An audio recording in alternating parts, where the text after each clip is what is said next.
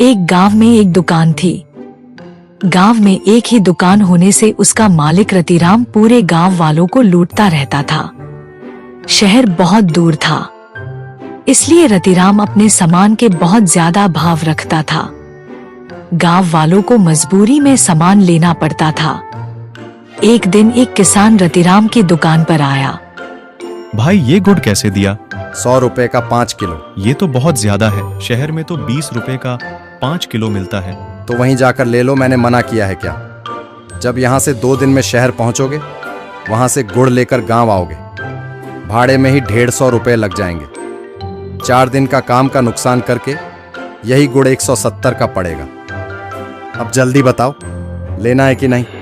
किसान दुखी होकर गुड़ लेकर चला जाता है। इसी तरह पूरा गांव लालची बनिए से परेशान था, लेकिन इसका कोई उपाय नजर नहीं आ रहा था।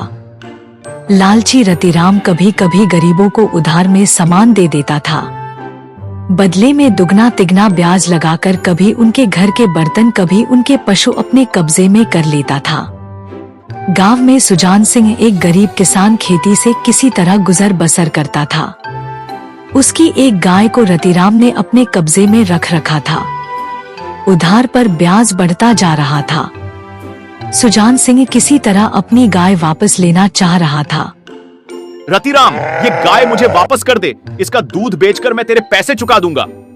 जब गाय मेरे कब्जे में है तो दूध भी तो मेरा हुआ, तुझे कैसे दे दूं?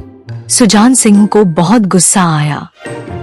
एक दिन अपने घर वालों को समझा बुझाकर सुजान सिंह शहर चला गया। वहां उसने देखा कि सामान बहुत सस्ता है। वह लाला से तो परेशान था ही, वह एक सेठ की दुकान पर नौकरी करने लगा। दुकान पर नौकरी करते करते उसे 1 साल हो गई। वह पैसे घर भेजता रहा। इसी बीच उसे दुकान के पूरे सामान की जानकारी हो गई कि कितने का माल आता है, कितने का बिकता है। एक दिन उसने अपने सेठ जी को अपने गांव का हाल बताया। यह सुनकर सेठ जी ने कहा, सुजान सिंह, एक काम कर, गांव में मेरे नाम से एक दुकान खोल ले। जो भी प्रॉफिट होगा आधा आधा माल मैं भेज दूंगा, लेकिन कभी बेईमानी मत करना। मालिक, इसी बेईमानी ने तो मुझे शहर में लाकर पटका है। मैं तो बस उस लाला को सबक सिखाना चाहता हूँ। हमेशा आपकी गुलामी करता रहूंगा। सेठ जी बहुत खुश हुए। उन्होंने सारा इंतजाम कर दिया। सुजान सिंह को गांव भेज दिया। सुजान सिंह ने ठीक लाला के सामने एक दुकान किराए पर ले ली। उसके 1 सप्ताह बाद ट्रक भरकर सामान आ गया। पूरी दुकान सेठ जी के नौकर आकर सजा गए। यह देखकर रतिराम को बहुत सदमा लगा। वह फटाफट सुजान सिंह के पास पहुंच गया। क्यों बे, ये दुकान खोलने के लिए पैसा कहाँ से आया? मेरा कर्जा कब चुकाएगा? देख, नहीं तो ब्याज बढ़ते बढ़ते इतना हो जाएगा कि ये दुकान भी मेरी हो जाएगी। चल बता, तेरा कितना पैसा है? रतिराम फटाफट बही खाता देखकर पैसे बताता है।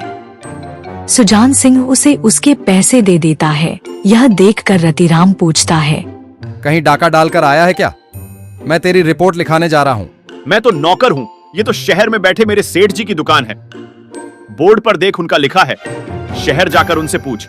रतिराम घबरा जाता है।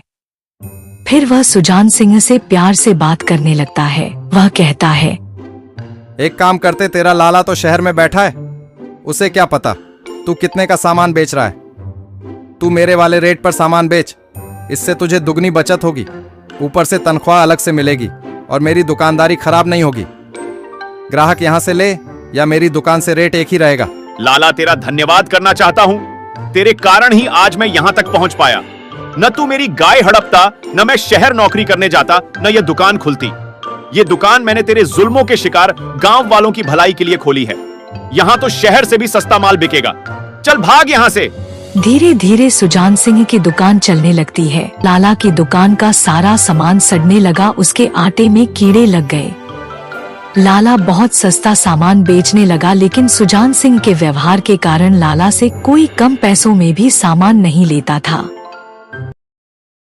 अगर आपको ये वीडियो पसंद आए तो प्लीज हमारे चैनल को लाइक, सब्सक्राइब करिए और बेल आइकन प्रेस करिए ताकि हमारे न्यू वीडियो का नोटिफिकेशन आपको मिलता रहे।